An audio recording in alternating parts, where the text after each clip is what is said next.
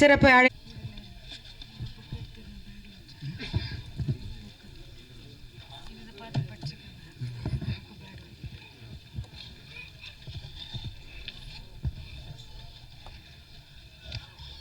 அனைவருக்கும் வணக்கம்.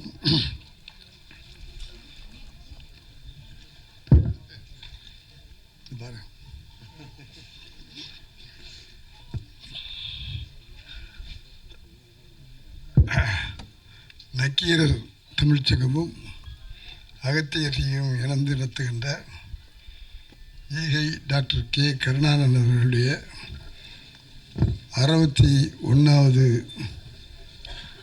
பிறந்த நாளுக்கு எல்லாரும் வந்து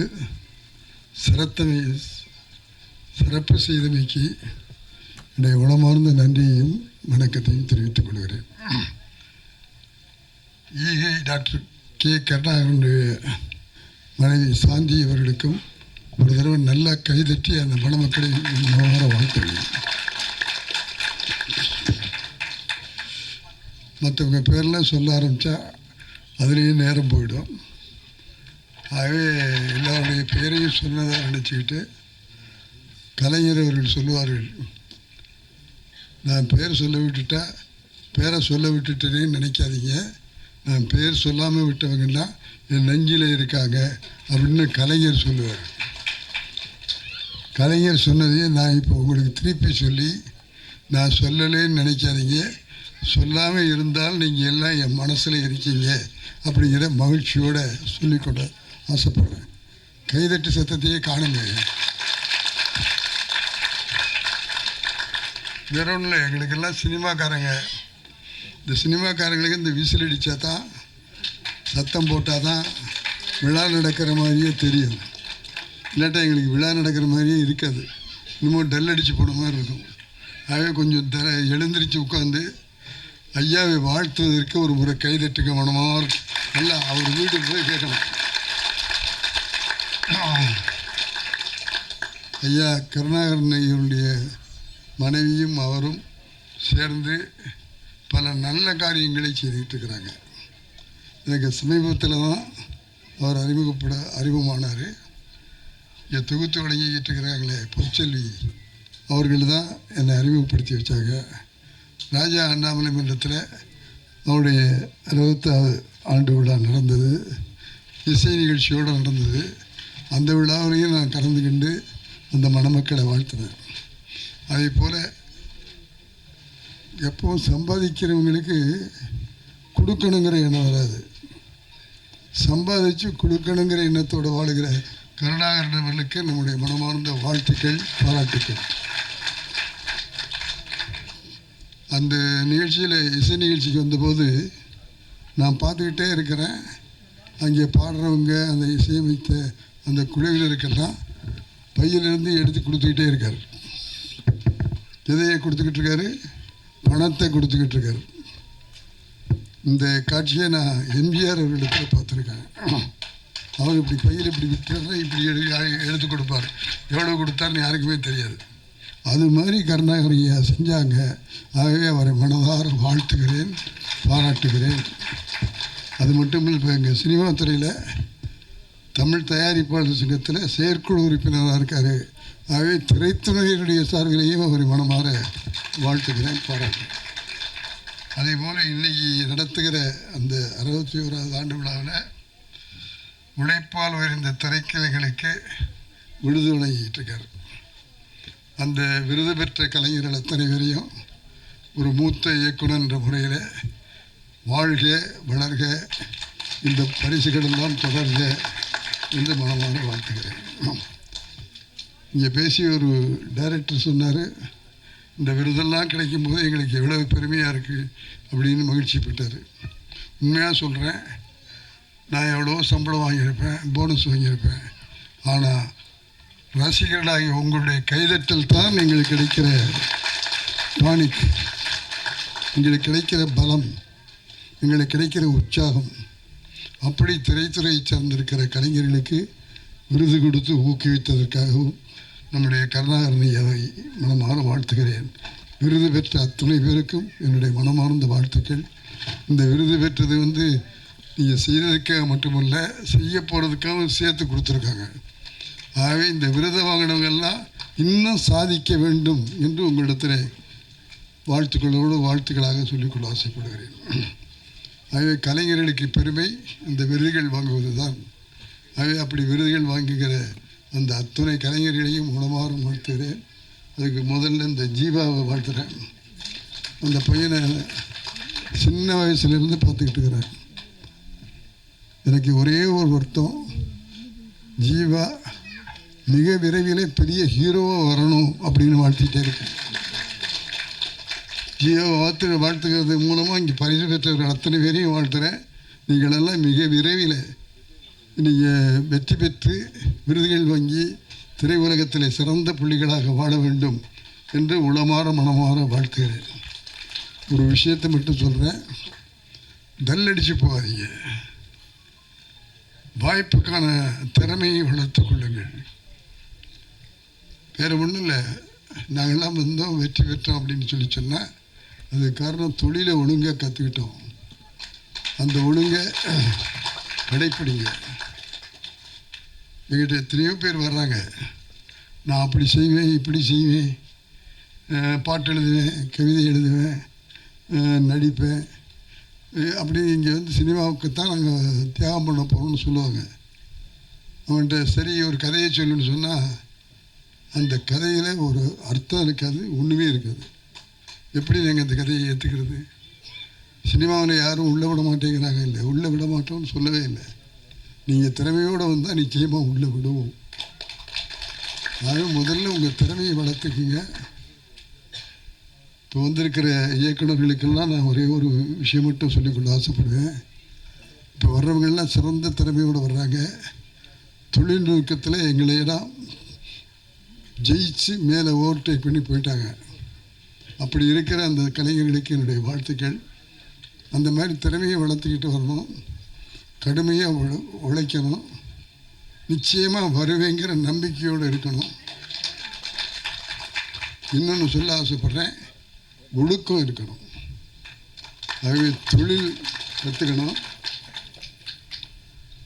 கடுமையாக உழைக்கணும், நிச்சயமாக வருவேன் அப்படிங்கிற நம்பிக்கை இருக்கணும், ஒழுக்கம் இருக்கணும்.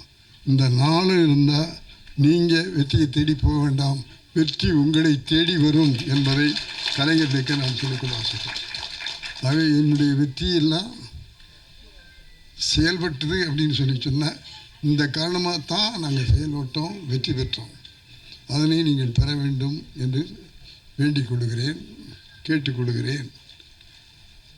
அதன் பிறகு ஐயா அவர்கள் கொடுத்து வாழ்கிற அந்த தம்பதிகளுக்கும் என்னுடைய மனமார்ந்த வாழ்த்துக்களை சொல்லி, ஈதல் இசைப்பட வாழ்தல் அது வல்லது ஊதியமில்லை உயிருக்கு என்று குரலிலே வள்ளுவன் சொன்னான். ஆகவே கொடுத்து வாழ்ந்தால்தான் நீங்கள் பிறந்த பயனை அடைய முடியும் என்ற குரலுக்கு எடுத்துக்கட்டாக இருக்கிற கருணாகரன் சாந்தி தம்பதிகளை மீண்டும் ஒரு முறை நான் வாழ்த்துகிறேன்.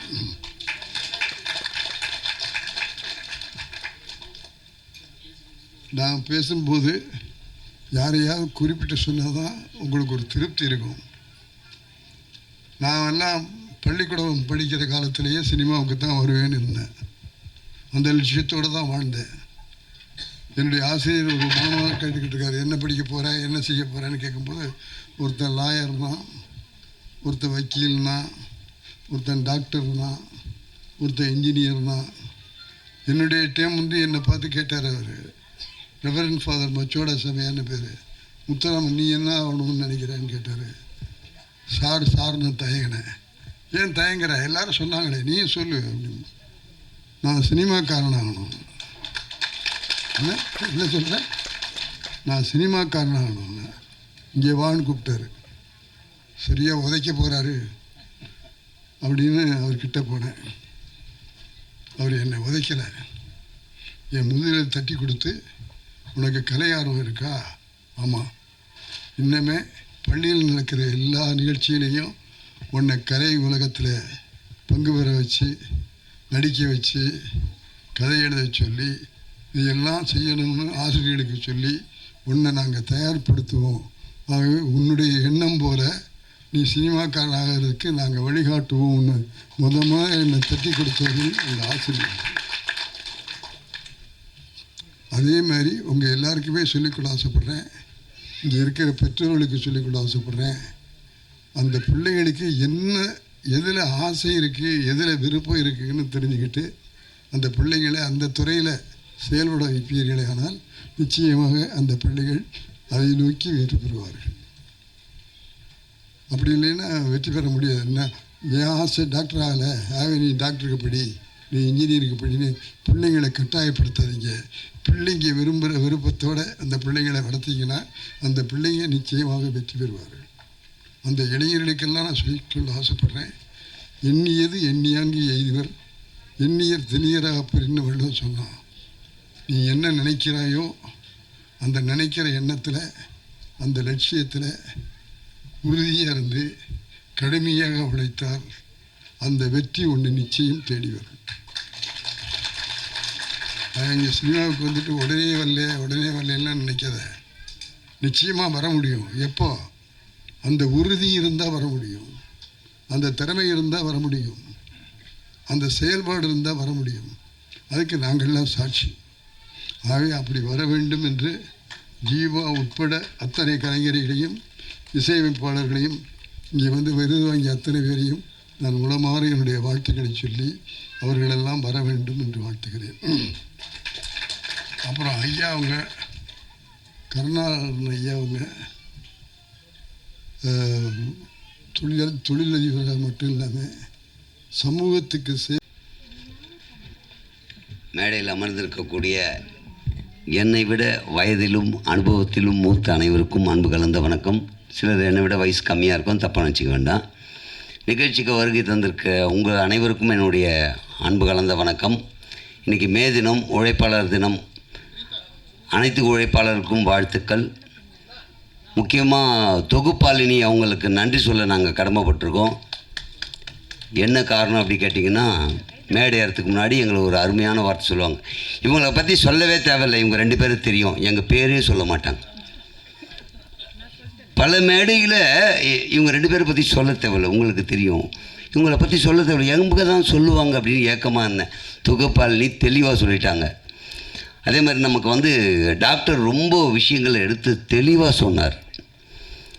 ஒரு விஷயத்தை ஃபார்முலாவை யாருமே சொல்லித்தர மாட்டாங்க, ஏன்னா அவங்களுக்கு அதனால லாஸ் ஆகிடும்ன்ட்டு. டாக்டர் இவ்வளோ துணிச்சலாக சொல்கிறார், தைரியமாக சொல்கிறாருன்னா ஒரே ஒரு காரணம் தான், நம்ம அதை பண்ண மாட்டோம்.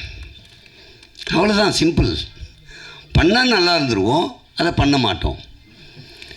இன்னொன்று, இந்த விழாவுக்கு மிக முக்கியமான ஒரு சந்தோஷமான விஷயம், இந்த அரங்கத்துக்குள்ளே நடக்கிற விஷயம் இல்லை இது. இப்போ பார்க்கும்போது இவ்வளோ பேர் தான் இருக்காங்க, இந்த கூட்டத்திற்கு மத்தியில் நடக்கிற விழாவாக நினைக்கிறீங்க, அது உண்மை கிடையாது. இங்கே விருது வாங்கும்பொழுது இந்த விருது ஒரு காலகட்டத்துக்கு அப்புறம், இப்போ நான் நடிக்கலை, முடிஞ்சிருச்சு என்னுடைய இது அப்படின்னா, நான் வீட்டில் வச்சுருப்பேன் இல்லையா, அப்போ எனக்கு பார்க்கும்போது என்னுடைய அம்மா அப்பாவோ அண்ணன் தம்பியோ என்னுடைய குழந்தையோ கொடுக்காத மகிழ்ச்சி இந்த விருது கொடுக்கும். ஏன்னு கேட்டால், அன்றைக்கி எனக்கு அங்கீகாரம் கிடைச்சிருக்கு ஒரு இடத்துல அப்படின்னு சொல்லிட்டு இந்த விருதை பார்த்து நான் சந்தோஷப்படுவேன். அன்றைக்கி யாராலையும் கொடுக்க முடியாத அந்த சந்தோஷத்தை இந்த விருது கொடுக்கும். இன்னொன்று, விருது எந்த விருது நம்ம கொடுக்குறாங்கன்ற ஒரு விஷயத்தை நம்ம பார்க்கணும். சமூக சேவகர் அப்படின்னு எனக்கு கொடுத்துட்டாங்கன்னா அநியாயமாக தோணும் எனக்கு. நான் என்ன சமூக சேவகர், காமெடின்னு கொடுத்தா கூட ஓரளவுக்கு நியாயம். அப்படி கொடுக்கப்பட்டுட்டால் ஏதோ ஒரு காரணத்துக்காக இவர் வந்து சமூக சேவை செய்கிறாருன்னு நினச்சி கொடுத்துட்டா, அப்போ அந்த அவார்டு வாங்கின அப்புறம் நான் என்ன பண்ணணும்னா, என்னை நான் மாற்றிக்கணும், சமூக சேவகராக நான் மாற்றிக்கணும். ஏன்னா அந்த விருது நம்பி கொடுத்துட்டாங்க, அந்த விருதுக்கு ஏற்றவனா நான் என்னை மாற்றிக்கணும். இந்த விருது ஒவ்வொன்றும் தான் எங்களை வந்து ஊக்குவிக்குது. அப்படின்னும் போது சிறந்த நகைச்சுவையாளர் அப்படின்னோன்னு, நான் உண்மையிலே காமெடி தான் பண்ணனா ரசிக்கிறாங்களா அப்படின்னும் போது இந்த ஊக்கப்படுத்துகிற விஷயந்தான் எங்களுக்கு அடுத்த கட்டத்துக்கு கொண்டு போகுது.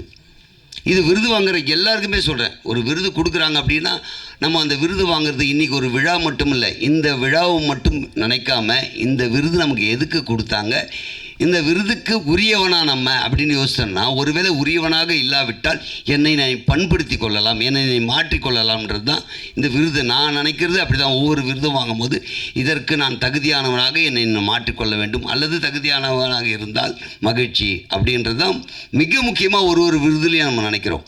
அதுலேயும் மிகப்பெரிய ஜாம்பவான் அமர்ந்திருக்கக்கூடிய மேடையில் வாங்கிறதுன்றது ரொம்ப பெரிய விஷயம். நீங்கள் யோசித்து பாருங்களேன், இங்கே அமர்ந்திருக்கக்கூடிய உங்களோட ஏதாவது ஒரு சந்திப்பு கிடைக்குமான அப்பாயின்மெண்ட் வாங்கினோன்னா 1 வாரம் 10 நாள் ஆகும். பிஏஓ பிடி, அவரை பிடி, பிஆர்ஓ பிடி, 8 மணிக்கு வா, 7 மணிக்கு வா, அவர் இல்லை ஃபாரின் போயிருக்காரு, அப்புறம் வருவார், இப்போ தான் குளிச்சுட்டு இருக்காரு, இப்போ வரமாட்டார், ஏற்கனவே 4 அப்பாயின்மெண்ட். யோசித்து பாருங்கள், இவங்களை போய் பார்க்குறதே பெரிய விஷயம். ஆனால் அவங்கெல்லாம் ஒருங்கிணைந்து இருக்கக்கூடிய இந்த அரங்கத்தில் எனக்கு ஒரு விருது கிடைக்கிதுன்னா இதை விட பெருசு என்னங்க இருக்கணும்?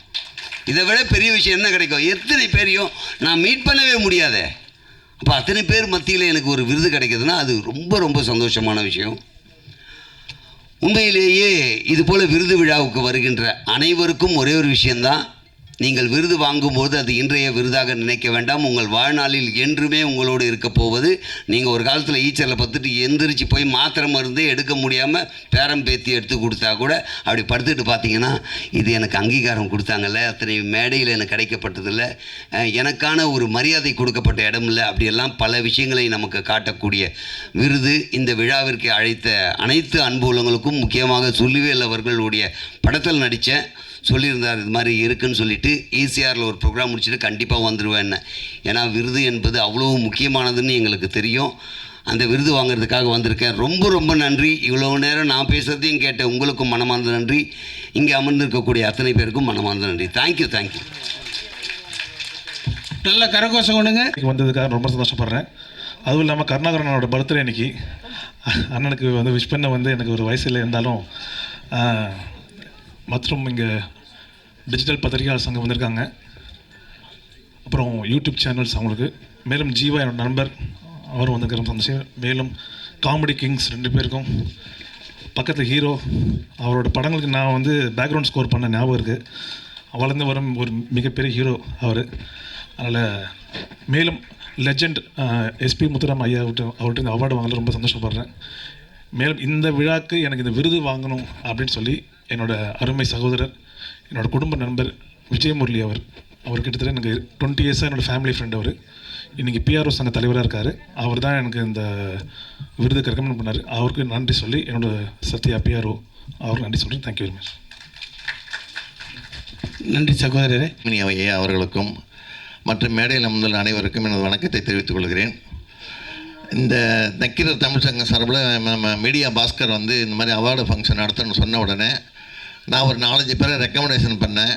உடனே அதை ஓகே பண்ணி இங்கே வர வச்சு கொடுத்தாரு நம்ம ஜீவா தங்கவேல், இசையமைப்பாளர் சுவாமிநாதன் ராஜேஷ், அப்புறம் ஆங்கர் காயத்ரி கண்ணன், அப்புறம் வெங்கையாபாலன். இந்த வெங்கையாபாலன்றவர் நீங்கள் இந்த மைனா படம் பார்த்தீங்கன்னா கும்பிடு குருசாமியின் தீபாவளி வாழ்த்துக்கள்னு ஒரு க்ளோஸ்அப்பில் மிரட்டுவார்.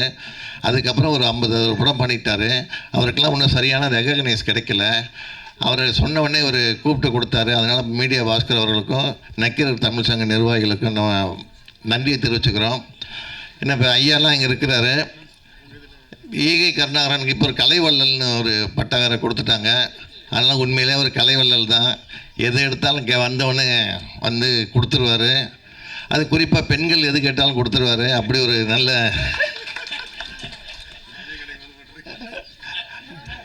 அதனால் யார் எது கேட்டாலும் இல்லைன்னு சொல்லாத அவருக்கு கொடை வள்ளல்னு கொடுத்துருக்கோன்னா கலை வள்ளல்னு கொடுத்துட்டாங்க. ரெண்டாவது நல்லது தான்.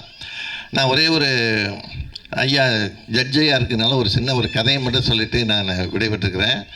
ஒரு கோர்ட்டு சீனில் விவாகரத்து கேஸு, புருஷன் பொண்டாட்டி 2 பேருக்கும் எவ்வளோ கவுன்சிலிங் கொடுக்குறாரு ஜட்ஜு. அவங்க கேட்கல. ஆனால் அவங்ககிட்ட ஒரே ஒரு குழந்தை தான் இருக்குது. அந்த குழந்தைய நான் தான் வளர்ப்பேன்னு அப்பங்காரன் கேட்குறாப்புல கேட்குறாரு. அதேமாதிரி அம்மா என்கிட்ட தான் கொடுக்கணும்னு சொல்கிறாங்க. 1 வருஷம் டைம்லாம் கொடுத்து பார்த்தாரு ஜட்ஜு, எதுவுமே கேட்கல. ஆனால் அவர் தீர்ப்பு சொல்ல வேண்டிய ஒரு நாளை வந்துருச்சு. ப்ளஸ்ஸு மைனஸ் எல்லாத்தையும் பேசிவிட்டு ஆகவே அப்படின்னு நிறுத்துகிறார் சினிமா மாதிரி.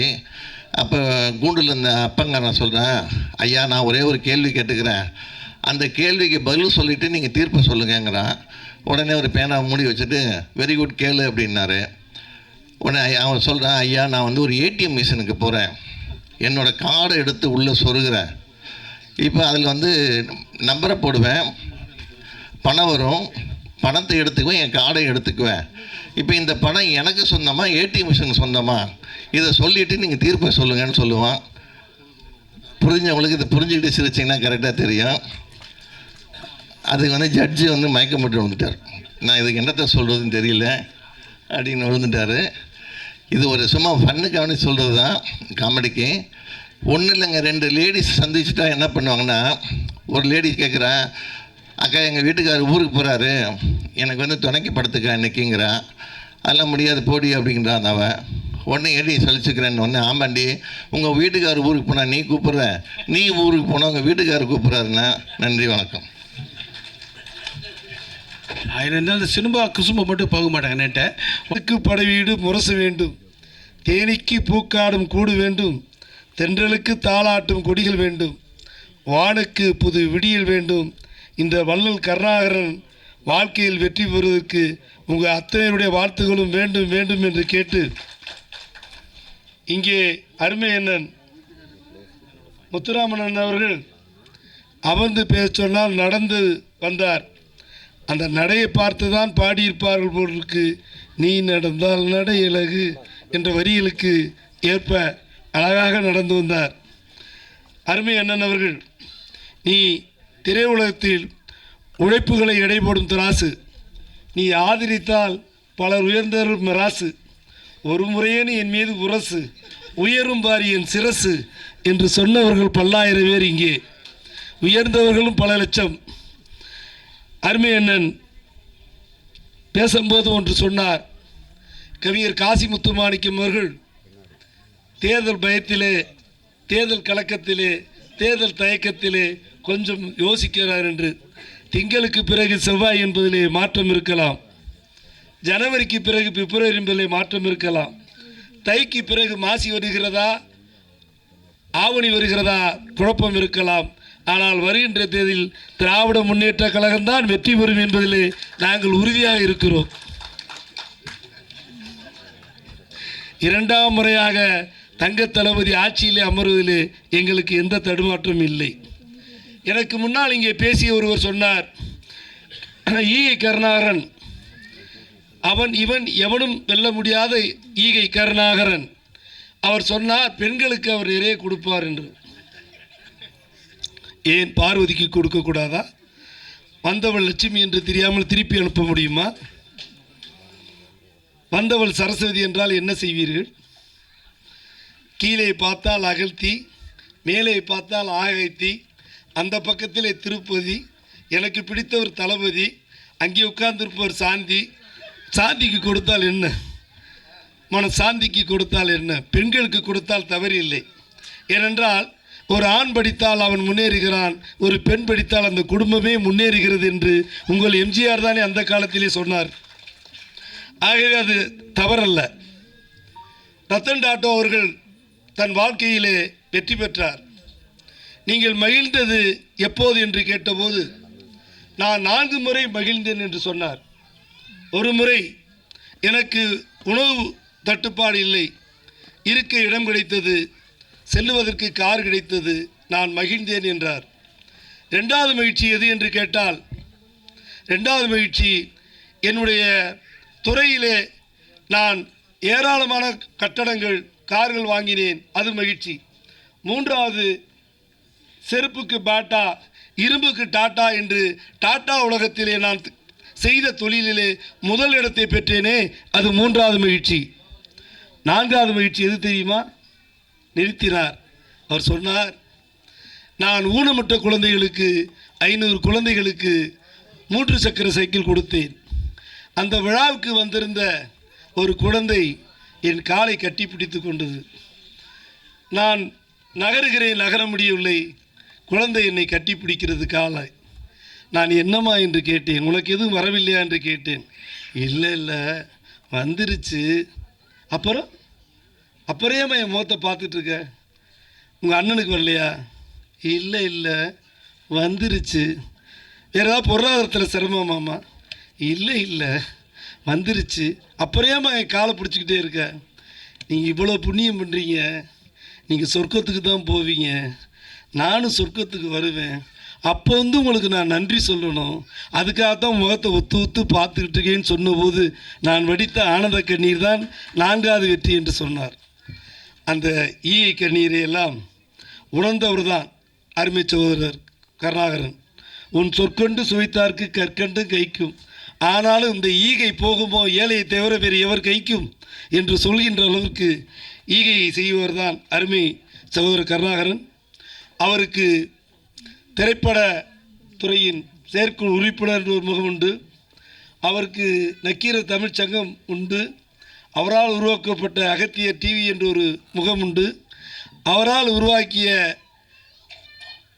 கார் ஓட்டுநர் சங்கம் உண்டு, அவரால் உருவாக்கிய நிலவுடைமை சங்கங்கள் உண்டு, அவரால் உருவாக்கிய அரசியல் அவர் மாவட்ட பிரதி என்று ஒரு முகம் உண்டு, கலைஞரின் தொண்டர் என்று ஒரு முகம் உண்டு, ஈயை குணத்துக்கு சொந்தக்காரர் என்று ஒரு முகம் உண்டு, கலை வள்ளல் என்று ஒரு முகம் உண்டு, ஆன்ற தமிழ் கூறுமுகம், ஆய்ந்ததும் தேர்வு முகம், ஆறறிவு ஊர்முகம், ஆளறி போல் வீர்முகம், அன்புமலை தூறுமுகம், அறியாதார்க்கு வேறுமுகம், அடைவராய் சீறுமுகம், இப்படி இந்த ஈகைக்கு 100 முகம். இந்த 100 முகம் இல்லை என்றால் ஏழைகளுக்கு வாழ்வில் ஏதடா ஏறுமுகம் என்று கேட்கின்ற அளவுக்கு பல முகங்களை படைத்தவர் அவர். அவருக்கு நான் அதிகமான அவருடைய சாதனைகளை சொல்லுவதற்கு எனக்கு நேரம் இல்லை. ஏனென்றால் உங்களுடைய அன்போடு வாழ்த்துக்களோடு இன்று எனக்கு பிறந்த நாள். நான் என்னுடைய தலைவர் சந்தித்து வாழ்த்துக்களை பெற்றுவிட்டு இன்று 9 மணிக்கு மீண்டும் ஒரு நிகழ்ச்சிக்கு செல்ல வேண்டும். ஈ கருணான்னு கூப்பிட்டாரு. அவர் கூப்பிட்டா எதுவுமே காரணம்லாம் கேட்க முடியாது, வானா வந்துடணும்.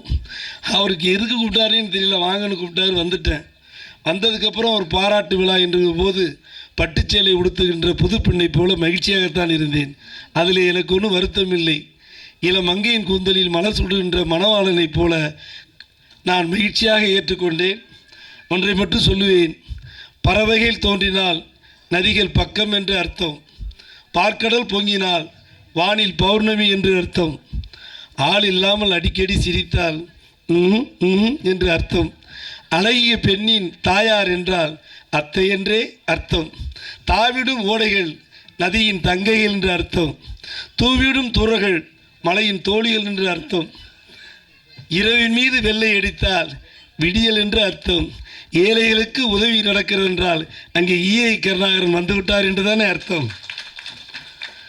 நான் வேண்டி கேட்பேன், ராஜராஜனின் வாளை கேட்பேன், வள்ளுவன் எழுதிய கோலை கேட்பேன், பாரதியாரின் சொல்லை கேட்பேன், பார்த்திவன் கொடுத்த வில்லை கேட்பேன், மாயக்கண்ணனின் குழலை கேட்பேன், மதுரை மீனாட்சியின் கிளியை கேட்பேன், சொந்த உழைப்பில் சோற்றை கேட்பேன், துக்கம் மறந்த தூக்கம் கேட்பேன், தூக்கம் மணக்கும் கனவு கேட்பேன், நதியில் நடக்கும் வலிமை கேட்பேன், கேட்பேன் கேட்பேன் கேட்பேன், உங்களை வேண்டி வேண்டி கேட்பேன், தவழும் வயதில் தாய்ப்பால் கேட்பேன், தாவும் வயதில் பொம்மையில் கேட்பேன், 5 வயதில் புத்தகம் கேட்பேன், 6ஆம் விரலாய் பேனா கேட்பேன், காசே வேண்டாம் கருணை கேட்பேன், தலையணை வேண்டாம் தாய்மடி கேட்பேன், தானே உறங்கும் விழியல் கேட்பேன், தலையை கோதும் விரலை கேட்பேன்.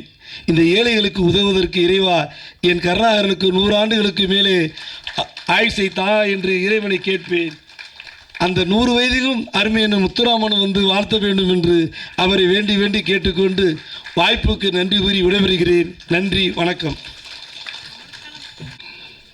மே 1 சிறப்பான முறையில் நடைபெற்றிருந்த விழா தமிழ்நாடு கலைஞர் கட்டிட கட்டுமான பணி மற்றும் அமைப்பு சாரா தொழிற்சங்கத்தினுடைய மாநில தலைவர் என்ற முறையிலேயே இந்த நிகழ்ச்சிக்கு எங்கள் சங்கத்தின் நிர்வாகிகள் வருகை தந்திருக்கும் போற்றுதலுக்குரிய மாமனிதர் ஐயா ஜெயச்சந்திரன் அவர்களே, சங்கத்தினுடைய பொதுச் செயலாளர் தேவன் அவர்களே, சங்கத்தினுடைய பொருளாளர் திரு சக்கரவர்த்தி அவர்களே, சங்கத்தினுடைய மாவட்ட மாநில ஒன்றிய நிர்வாகிகளே, சங்கத்தினுடைய மகளிர் அணியை சார்ந்தவர்களே மற்றும் இந்த நிகழ்ச்சிக்கு பெருந்திரளாக வருகை தந்திருக்கும் திரைப்படத்துறை சார்ந்தவர்களே, விவசாய பெருங்குடி மக்களே, அன்பர்களே, தோழர்களே, சகோதரிகளே, சகோதரர்களே, பெரியோர்களே, இந்த உழைப்பாளர் தினத்தன்று உயர்ந்த உள்ளத்தோடு, உயர்ந்த எண்ணத்தோடு, உயர்ந்த மனப்போங்கோடு வருகை தந்து மேடையில் அமர்ந்து அமைதி காத்த ஐயா நீதியரசர், வாழ்க்கையில் தூய்மையான கடைப்பிடித்து நீதிக்கு நீதி வழங்கி இன்றும் நிலைத்து நிற்கும் ஐயா அவர்களுக்கு முதற்கண் நன்றியும், ஏவிஎம் நிறுவனத்தின் மிகப்பெரிய தயாரிப்பு நிறுவனமான திரைப்படத்துறையிலே ஜாமோனாக விளங்கி கமலஹாசனையும் ரஜினிகாந்தையும் சிற்பமாக சிற்பி எடுத்து இந்த உலகத்தில் நடிகளாக உருவாக்கி காட்டிய போற்றுதலுக்குரிய மாமனிதர் ஏவிஎம் நிறுவன தலைவர் எப்படி வெள்ளையாடை அணிவாரோ அதே போன்று இந்த மாமனிதரும் வெள்ளையாடை அணிந்து 92வது வயதிலும் இளம் வாலிபர் போல் பேசி உள்ளத்தை மறக்கக்கூடிய மாமனிதர் 100 ஆண்டுகள் அல்ல, 200 ஆண்டுகள் அல்ல, சித்தர் வாழ்கின்ற வாழ்க்கை அவர் வாழ வேண்டும் என்று இந்த நேரத்தில் கடவுளை நான் பிரார்த்திக்கிறேன். அதே போன்று இந்த நிகழ்ச்சிக்கு உறுதுணையாக இருக்கும் விஜயமுரளி அவர்கள் எங்கள் சங்கத்தினுடைய மாநில துணைத் தலைவராகவும் பிஆர்ஓ சங்கத்தினுடைய நிறுவன தலைவராகவும் சினிமா துறையில் பல நிகழ்ச்சிகளுக்கெல்லாம் சிறப்பு விருந்தினர் அழைத்து காட்டியிருக்கும் அன்பு அண்ணன், சினிமா துறைக்கு என்னை அறிமுகப்படுத்துவனான விஜயமுரளி அவர்களுக்கும், என்னுடைய வாழ்க்கை வரலாறை புத்தகமாக எழுதி உடல்நலம் குன்றியிருந்தாலும் என்னுடைய தம்பிக்கு இந்த புத்தகத்தை நான் எழுத வேண்டும் என்று உணர்ச்சி வசப்பட்டு இந்த புத்தகத்தை எழுதி முடித்து தள்ளாடியே கொண்டு இந்த மேடைக்கு வந்து புத்தகத்தை வெளியிட்டு அமர்ந்திருக்கும் காந்தி அண்ணன் அவர்கள், முன்னாள் முதலமைச்சர்கள் திரு கருணாநிதி, ஜெயலலிதா, எம்ஜி ராமச்சந்திரன் போன்ற உயர்ந்த மாமனிதர்களுக்கு புத்தகங்களை எழுதி வெளியிட்டு நூற்றுக்கணக்கான புத்தகங்களை வெளியிட்டிருக்கிறார். அப்படி ஒரு மாமனிதர் என்னையும் ஒரு மனிதனாக மதித்து இப்படி ஒரு புத்தகத்தை வெளியிட்டு நான் பிறந்த கிராமத்தில் இருந்து இன்று இந்த மேடையில் பேசுகின்ற நாள் முதல் அந்த புத்தகத்தில் குறிப்பிட்டிருக்கிறார். அவரை எங்கள் குடும்பத்தின் சார்பாகவும் இங்கே உங்கள் சார்பாகவும் அவருக்கு கோடான கோடி நன்றி கடன் பட்டிருக்கிறேன். காரணம், பள்ளி புத்தகத்தையே நான் எடுத்து செல்லாத ஒருவன் எனக்கும் ஒரு புத்தகம் எழுதி அந்த புத்தகத்தை இந்த மேடையில் வெளியிட்டிருப்பது அளவு கடந்த மகிழ்ச்சி. காரணம், எங்கள் குடும்பத்தாரும் இந்த நிகழ்ச்சிக்கு வருகை தந்திருக்கிறார்கள். என் மனைவி, மகள், மகன், பேத்தி, பேரன், அக்கா, தம்பி, தங்கச்சி இவர்களையும் அந்த புத்தகத்தில் நான் குறிப்பிட்டிருக்கிறேன். இன்று நான் இந்த உயர்ந்த இடத்திற்கு உயர்ந்தவனம் என்று சொல்வதற்கு ஒன்றுமில்லை. உழைப்பால் உழைத்து கொண்டிருக்கிறேன், மேலும் உழைத்து கொண்டே இருப்பேன். அதனால் இந்த தொழிலாளர் தினம் ஒரு அற்புதமான தினமாகும். இந்த நேரத்தில் இந்த மேடையில் அமர்ந்திருக்கும் போற்றுதலுக்குரிய பெண்மணி தின உரிமை பத்திரிகை ஆசிரியரும், எங்கள் நிகழ்ச்சி, என்னுடைய நிகழ்ச்சி எந்த நிகழ்ச்சியாக இருந்தாலும் எந்த சூழ்நிலையிலும் காலதாமதமாக இருந்தாலும் நிகழ்ச்சியிலே கலந்து கொண்டு என்னை உற்சாகப்படுத்துகின்ற ஒரு மாபெரும் பெண்மணி கல்பனா அவர்களையும், அதே போன்று அகத்தியர் டிவி அருமையான தன்னுடைய சொற்பொழிவால் நமக்கெல்லாம் ஆசீர்வாதம் வழங்கி அமர்ந்திருக்கும் சகோதரிக்கும், இங்கே வந்திருக்கும் ஊடகருக்கும், டிவி தொலைக்காட்சி நிறுவனத்திற்கும் மற்றும் என்னோடு பணியாற்றும் சங்க உறுப்பினர்களுக்கும் கோடான கோடி நன்றி கடன் பெற்றிருக்கிறேன். அதேபோல் என் குடும்பத்தாரும் எனக்கு உறுதுணையாக இருந்து செயலாற்றிய என்னுடைய சகோதரிகளுக்கும், எங்கள் குடும்பத்தில் நாங்கள் 8 பேர். அண்ணன் பெயர் குப்பன், இன்னொரு அண்ணன் பெயர் பன்னீர், அக்கா பேர் மீனா, இன்னொரு அக்கா பேர் மலர்விழி, தம்பி பேர் மனோகரன், தங்கை பேர் மகேஸ்வரி, மனைவி பேர் சாந்தி, மகன் அனிதா, மகள் அருண்குமார். இப்படி என்னுடைய பிள்ளைகள், மருமக ஸ்ரீநித்யா போன்றவர்களெல்லாம் உறுதுணையோடு தான் இந்த சிறப்பான நிகழ்ச்சிகளெல்லாம் நடைபெற்றிருக்கிறது. அதோடு இல்லாமல் என்னை சார்ந்த நண்பர்கள், உறவினர்கள் ஊக்குகின்ற விதத்திலே என்னால் இயன்ற உதவிகளை செய்து வருகிறேன். அதன் அடிப்படையிலே ஐயா நீதிபதி அவர்கள் மன்னித்து கொள்ள வேண்டும். ஒரு 10 நிமிடம் நான் காலதாமதம் ஏற்படும். என்னுடைய சங்கத்தில் பணிபுரியும் நிர்வாகிகளுக்கு இயக்குனர் சிறகமும் நீதிபதி ஐயா அவர்களும் விருது கொடுத்துவிட்டு நீங்கள் நிறைவுரை ஆற்ற வேண்டும் என்று கேட்டு விடைபெறுகிறேன். முதலாவதாக விருது பெறுவார் ஜெயச்சந்திரன், சங்கத்தினுடைய மாநில